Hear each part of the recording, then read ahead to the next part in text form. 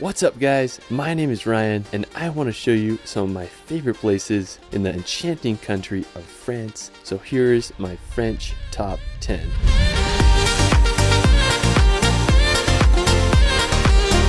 France is known all around the world for its endless history and jaw-dropping scenery, from the towering French Alps to the Mediterranean coast of the French Riviera. France has so much to offer. Let's start this video off at the picturesque city of Annecy. Now Annecy is located at the foot of the Alps. It's famous for its medieval old town and it's been nicknamed the Venice of the Alps thanks to its canals. Now the city is just absolutely magical, but what I love about the region is Lake Annecy.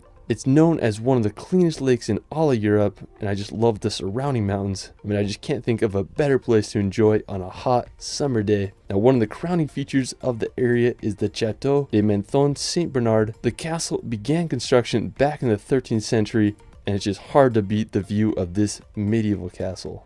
After Annecy, we're going to head over to the nearby French Alps. Now this is definitely my favorite region in all of France. It's home to the incredibly massive Mont Blanc, which is the highest mountain in all the Alps at 15,774 feet. If you want to get a close-up view to Mont Blanc without the hiking, you can visit the Aiguille du Midi. Now special thanks to my friend Guillaume Rougelot for helping me out with footage. I'll link his channel in the description below. Now the Aiguille du Midi was constructed back in 1955, and when you see it, you just can't fathom how they were able to build this on top of a mountaintop. Now to get there, you can take a 20-minute cable car ride, which holds the world record for the highest vertical ascent by a cable car with an elevation gain of 9,000 feet. Now when you reach the top, you'll be able to witness one of the best 360 views in all the Alps. Now if you're into hiking, you'll have to experience the Tour du Mont Blanc. It's a roughly 170-kilometer trek that loops around Mont Blanc. You'll not only hike in France, but you'll also go through Italy and Switzerland.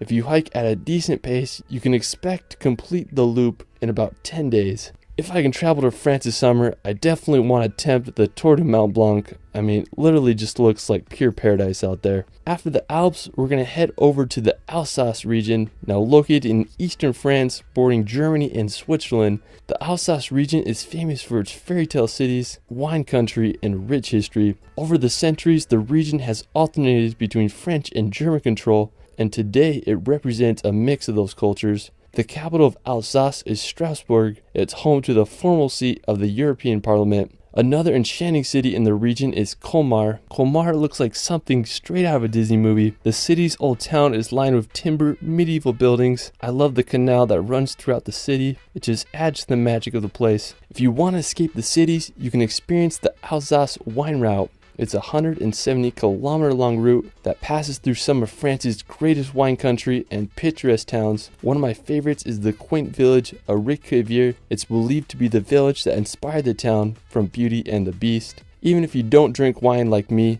it's impossible to not fall in love with this region of France. After, we're going to France's capital of Paris. Now, since the 17th century, Paris has been Europe's major center of finance, diplomacy, fashion, and the arts. Paris is one of the world's most visited cities, and with all its attractions and fascinating history, it's easy to see why. Paris's most recognizable attraction is the Eiffel Tower. It was built in 1889 for the World Fair. The Eiffel Tower is 324 meters high, which made it the tallest man-made structure in the world till 1930. You can take an elevator up there to get an incredible 360 panoramic view of all of Paris. Another popular attraction is the Louvre Museum. It's the world's largest art museum and it's home to Da Vinci's Mona Lisa. You can also take a drive around the Arc de Triomphe or walk the grounds of the Palace of Versailles.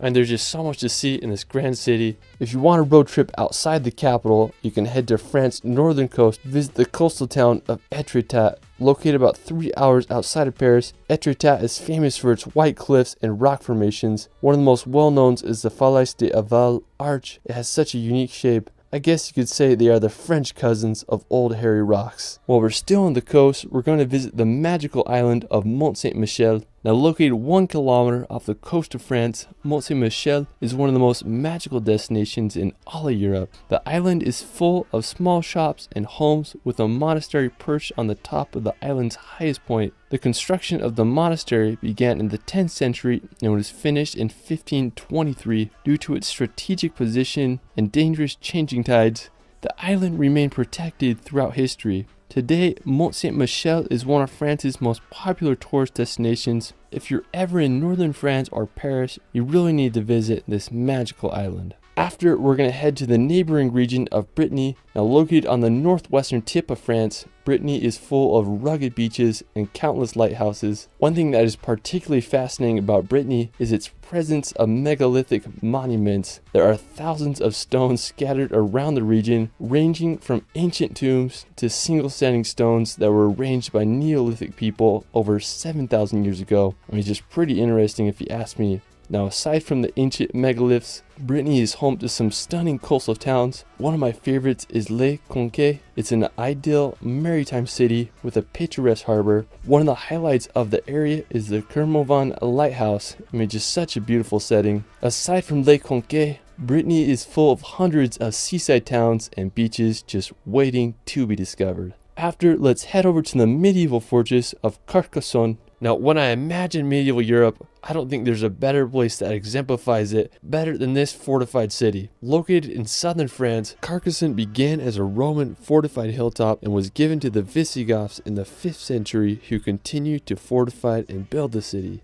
Throughout the centuries, Carcassonne proved to be an impregnable fortress as army after army failed to overtake the protected city. Today, the city consists of 53 towers that are protected by its 2 outer walls. It remains as one of Europe's greatest medieval gems. While we're still on the topic of medieval cities, we're going to head over to Uzes. Now located about 2.5 hours from Carcassonne, Uzes is a small town with quite the medieval charm. What I love about Uzes is the Duke's Castle. It has such a unique look to it. The main tower with its 4 mini spire gives off medieval vibes. Now while you're in Uzes, you can make the short 15-minute drive to the ancient Roman aqueduct Pont du Gard. It's over 2,000 years old and carried water over 50 kilometers to a Roman colony. It's the highest of all Roman aqueducts and it's one of the most well preserved. Another nearby place to visit is Avignon. It's a stunning French medieval city full of intriguing architecture and history. After, we're going to head down to southern France to the French Riviera. Now located on the southeast corner of France, I have to say that the French Riviera is home to some of the world's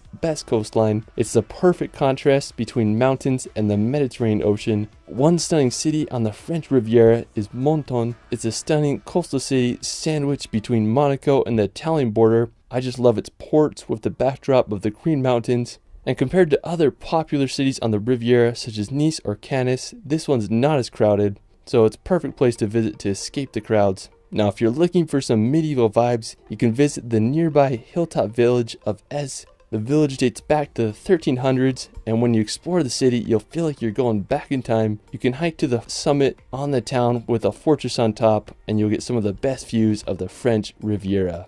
Well, that is it for my France top 10. I mean, there's just so many beautiful places that I couldn't cover in this video, so I'll have to do a part 2. Let me know where your favorite place is in France in the comments below. I also started a relaxation channel where I post hour-long films with calm music to bring some peace and nature in your life. I did one on France I think you'll enjoy. You can find me on TikTok and Instagram at shirley.films. It's Ryan, and we will see you later.